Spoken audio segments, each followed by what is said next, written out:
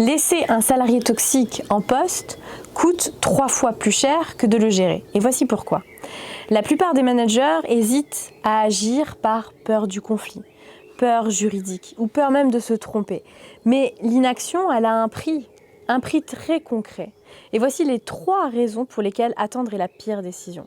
La première chose, c'est que chaque semaine finalement d'inaction, il y a une perte de productivité en fait qui se matérialise dans votre équipe.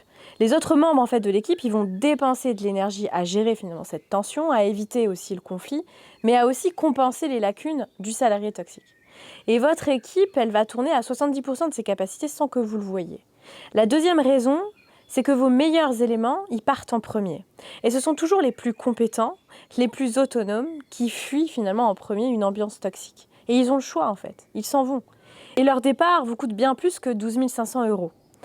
Et la troisième raison, vous perdez votre autorité. Parce qu'en laissant le comportement toxique s'installer sans réagir, vous envoyez un message clair à toute l'équipe, ici tout est permis, et clairement votre crédibilité de manager s'effrite.